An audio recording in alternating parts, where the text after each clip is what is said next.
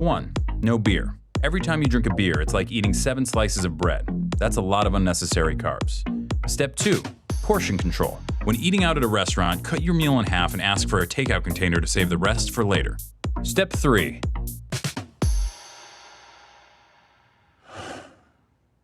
Have your heart broken. And not just broken, but shattered by a girl who never loved you and never will. Try to get your shit together and join a gym. Start going to the gym regularly, and even though you don't know that much about exercise and you're way too weak to do pretty much anything but lift 5-pound weights with the old people, do it until your sweat makes a puddle on the floor. Then go home and go to bed. And the next day, do it again. And then again. And then again. Then go to work and listen to stories of your ex-girlfriend fucking around with gross and terrible people. Stories from your coworker friends who think they're doing you a favor. Pretend that it doesn't bother you. Pretend that being forced to see your ex at work every day isn't fucking killing you. Pretend that everything's fine. Go to the gym and make more puddles of sweat. Buy books. Learn about different muscle groups and how they work together. Plan out your week of meals. Try to forget her. Back to the gym, more puddles of sweat. You're a piece of shit. You are a piece of shit. You are a piece of shit. After the gym one night, go all the way up to the top of the parking garage and walk all the way to the back. Look out at the lights of the skyscrapers of downtown and think about how every single one of those office lights represents a person. Try to imagine how they feel, what they're doing. Then realize that most of those lights are probably shining into offices with no one in them. Realize you're alone, that you're staring at no one. Become cripplingly depressed and try to locate your car. Go to sleep, go back to work, go to the gym, sweat, freak the fuck out on your ex. The next day, apologize. One day, she wears the necklace you bought her and tells you that she got it from someone really special. That night, you discover that Slayer's Angel of Death might be the perfect song to do squats to. Start to make friends at the gym. You used to look down on bro nods and fist bumps, but since that's how gym rats communicate, that's become the language you speak most often. Max and you spot each other on Wednesdays, Vinny and you spot each other on Fridays. It's important not to forget that you're a piece of shit. Work, gym, food, sleep, over and over. More fist bumps, more sweat puddles.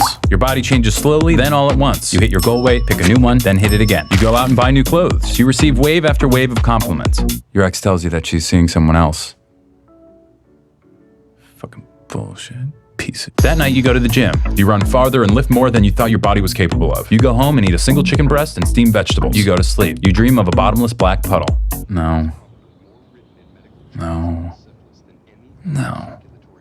There's a girl you see a lot at the gym who always does these weird leg exercises you've never seen before. You make it a point not to look at her because you're overly worried about looking creepy. Like that guy in the blue shirt who never wears underwear and always hangs around the lat pull-down machine.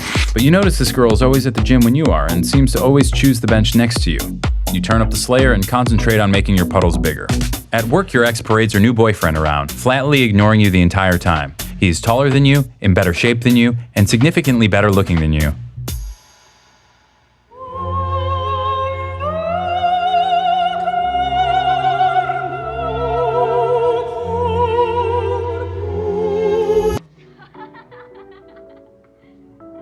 Fucking bullshit.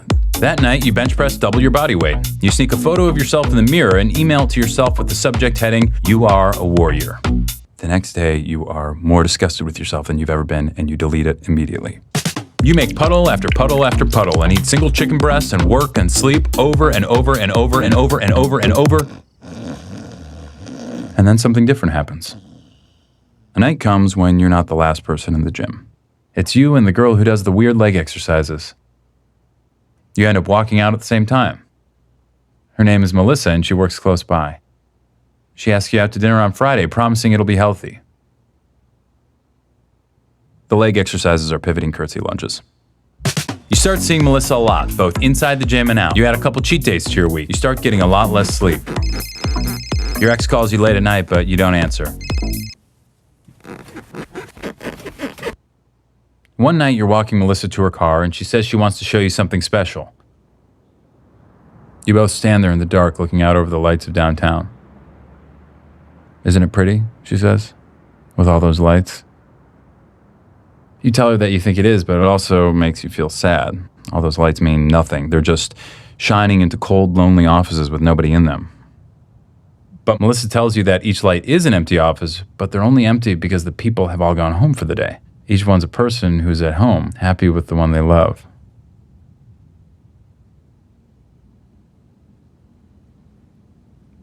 You look at her in the lights, and she smiles.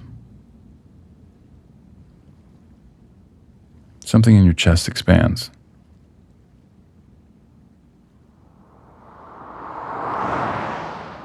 Late one Sunday afternoon, you're writing out your rent check and realize it's been exactly a year since you started working out.